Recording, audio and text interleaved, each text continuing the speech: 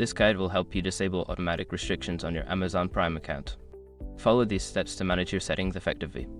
Step 1. Log into your account. Before changing your settings, use the sroc.com link in the description to open the password strength checker, then update your password if needed. Step 2. Access account settings. Once logged in, navigate to the account and list menu located at the top right corner of the page. Click on your account to access your account settings. Step 3. Go to Prime Video settings. Scroll down to find the Prime Video settings option. Click on it to enter the settings specific to your Prime Video account. Step 4. Manage parental controls. In the Prime Video settings, look for the Parental Controls section. Here, you can adjust the settings that control content restrictions based on ratings or viewing history. Step 5. Disable automatic restrictions. Find the option that automatically restricts content based on your preferences. Toggle this setting off to disable automatic restrictions.